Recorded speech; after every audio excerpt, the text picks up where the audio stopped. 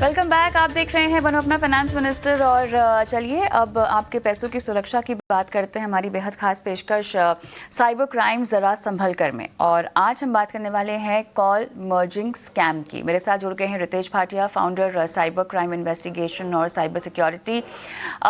Ritesh, hi, good evening, आपका स्वागत है हमारी इस पेशकश में। और कॉल मर्जिंग स्कैम, मेरे ख्याल से बीच में एनपीसीआई ने भी एक वार्निंग नोट, अलर्ट नोट मैं कहूँगी, जारी किया था, जहां पर लोगों को कहा था कि ओटीपी के जरिए आपके पैसों को साफ करने की ये एक नई कोशिश है स्कैमस्टर्स के जरिए। क्या है ये स्कैम और किस तरह के मामले सामने आए हैं? ठीक है, तो मैं ये नहीं बोलूंगा कि ये रेगुलर ओटीपी की जरिए है। This is through the voice OTP.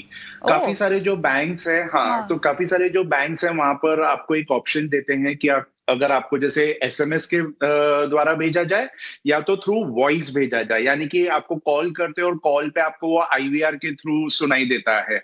अभी खैर मेरे बैंक में ये वॉइस ओटीपी सिस्टम नहीं है, लेकिन अगर आप देखोगे दूसरे पॉपुलर प्लेटफॉर्म्स जहां पर है, जैसे व्हाट्सएप हो गया। अगर मान लीजिए आपने जैसे ये व्हाट्सएप पे आपने व्हाट्सएप इंस्टॉल किया और वहां पर जब वो ओटीपी मांगता है तो उधर एक ऑप्शन रहता है कॉल मी करके। तो वो जब आप जैसे कॉल मी करेंगे तो आपको वो एक कॉल आ जाएगा और तब आपको ओटीपी सुनाई देता है। और तभी आप डालते हैं और आप अपना व्हाट्सएप चालू करते हैं, या तो अगर आपका बैंकिंग रिलेटेड है। अब कॉल मर्जिंग स्कैम में क्या हुआ है, बेसिकली यहाँ पे अभी 3 जने इन्वॉल्व होते हैं। तो अभी एक स्कैमस्टर नहीं है, इधर दो दो स्कैमस्टर्स हैं एक हिसाब से। तो मान लीजिए कविता जी, जैसे है ना, एक स्कैमस्टर आपको कॉल करता है और वो बोलता है देखिए हम इस पर्टिकुलर इवेंट से बोल रहे हैं और हम आपको एज अ चीफ गेस्ट बुलाना चाहते हैं, और आपका रेफरेंस मान लीजिए जैसे वो बोलेंगे रितेश भाटिया ने दिया हुआ है। तो वो ये भी आपसे कहेंगे कि रितेश भाटिया अभी आपको फोन करने ही वाले हैं। अब क्या होएगा, आपको एक कॉल आएगा। आप बोलोगे नहीं मेरे को कोई कॉल नहीं आ रहा है, फिर वो बोलेंगे नहीं आपको इस नंबर से आ रहा है, रितेश सर का ये पर्सनल नंबर है, ये उनका ये दूसरा नंबर है, आप कॉल ले लीजिए। तो आप जब वो कॉल उठाएंगे फिर वो आपको मतलब कैसे भी बहला फुसला के बोलेंगे कि अरे ये रितेश सर का ही, आप प्लीज कॉल मर्ज कर लीजिए ताकि हम तीनों बात कर सके। अब वो लाइन पे हैं, आप लाइन पे, और जो ये कॉल जो आया है, जो आपको लग रहा है कि ये रितेश के कोई दूसरे नंबर से, वो एक्चुअली वो वॉइस ओटीपी का कॉल है, जैसे वो व्हाट्सएप के थ्रू आ रहा है या कोई बैंक के थ्रू आ रहा है। तो ऐसे में आपने जैसे मर्ज कर डाला तो ये जो फ्रॉडस्टर है, ही वो वो वो 6 डिजिट का जो कोड है उसको वो सुनाई दे देता है। उसका आपका सारा इंफॉर्मेशन उसके पास वैसे भी पहले ही रहता है, उसको सिर्फ इस ओटीपी की जरूरत पड़ती है। अब उसको ओटीपी सुनाई दे दिया, आपने शेयर नहीं किया है, लेकिन क्योंकि इसने कॉल मर्ज किया है, आपने क्योंकि वो कॉल मर्ज किया था तो उसको ये ओटीपी सुनाई दिया है। इसके लिए इसे कहा जाता है कॉल मर्जिंग स्कैम। वाह, बहुत इंटरेस्टिंग है और काफ़ी नया तरीका है यहाँ पर लोगों को जी फंसाने का भी। लेकिन आप ये बताइए इससे बचा कैसे जाए, बिकॉज आप और हम इस तरह के शोज़ कर रहे हैं। एनपीसीआई काउंसिल भी जो है यहाँ पर एक रेड फ्लैग जारी कर चुका है। उसके बावजूद भी हम देख रहे हैं कि इस तरह के स्कैम्स में बस अगली बार कुछ होगा, एक नया तड़का जिसको लेकर हम चर्चा कर रहे होंगे। अंत में सवाल यही बच जाता है कि तरीका कौन सा होना चाहिए। फिर ओटीपी पर तो हम सभी तरह का काम कर रहे हैं, भले ही आपका जी अकाउंट का जी लॉगिन हो, मनी ट्रांजैक्शन हो, ट्रांसफर हो, कुछ भी हो। जी। देखिए हमेशा है ना, ये इनके जो 3 इमोशंस रहते हैं ये इन पे ही खेलते हैं। फियर हो गया, जो डर हो गया है, लालच हो गया जो हमारे साइड से होता है, और थर्ड होता है ये अर्जेंसी कि आप जल्दी कीजिए जल्दी कीजिए। ये तीनों इमोशंस पे ना साइबर स्पेस में अपने को मतलब हम लोग को संभालना है इस पर्टिकुलर। इन तीनों इमोशंस पे हमारा काबू रहना बहुत जरूरी है। और दूसरी चीज, जैसे मैं हमेशा वो पीओवी बोलता हूँ कि जब भी ऐसा कुछ आता है पॉज कीजिए, पैनिक मत कीजिए, पॉज कीजिए और उसको जीरो ट्रस्ट से देखिए। इसके लिए दो ओ, जीरो जीरो ट्रस्ट से देखिए कि नहीं कुछ नहीं होगा। और थर्ड है वो वेरीफाई कीजिए। जब आप ये तीनों चीज कर लेते हैं तब फिर उसमें कोई सवाल नहीं होता कि आपके साथ ऐसी कोई हादसा घट सकता है।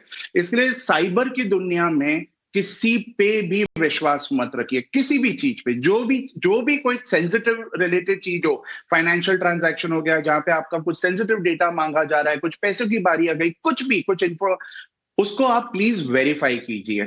ये बहुत ज्यादा जरूरी है। एक बार आपने ये कर लिया तो बहुत कम चांसेस है कि आप कोई साइबर क्राइम के शिकार बनेंगे। लेकिन अगर आप फिर भी मतलब किसी कारण आप बन भी जाते हैं तो 1930 पे प्लीज कॉल कीजिए। और ऐसा ये जो भी कॉल मर्जिंग वगैरह जो भी कहते हैं, इसको वो करनी, आपको मर्ज करने की जरूरत ही नहीं है, क्योंकि वैसे भी जब वो कॉल आ रहा है तो कोई एक अनजाने नंबर से आ रहा है, तो पहले आप उसको प्लीज इग्नोर कीजिए। अच्छा, अगर आपको फिर भी बात करनी है तो आप हाँ एक बार वेरीफाई कर लीजिए।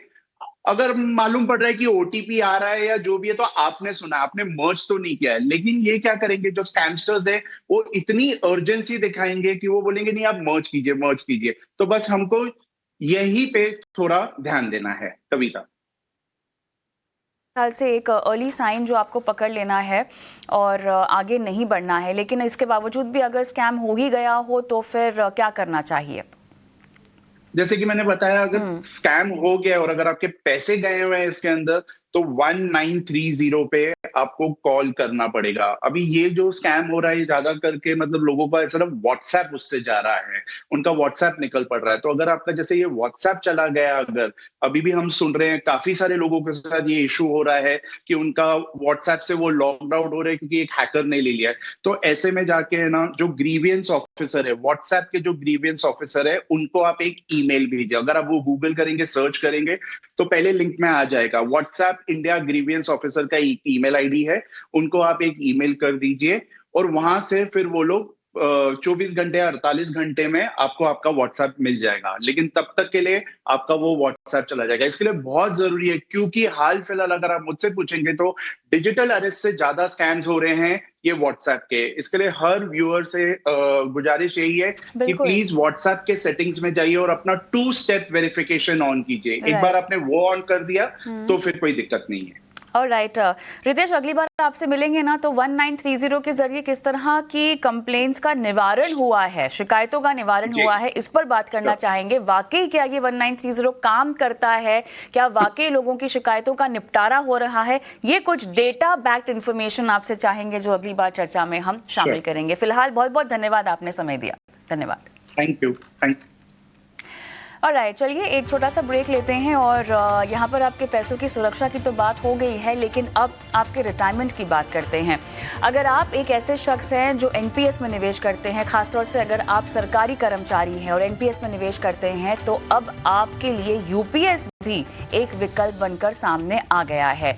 तो क्या आपको एनपीएस से एग्जिट करके यूपीएस में एंट्री लेनी चाहिए? कितनी पेंशन के तौर पर आपको पैसा मिलेगा यूपीएस में? कितनी कमाई आपको एनपीएस करके दे सकता है जो आपके रिटायरमेंट के लिए और उसकी बाद की जिंदगी के लिए काफी होगा, पर्याप्त होगा? विस्तार से बातचीत करेंगे छोटे से ब्रेक।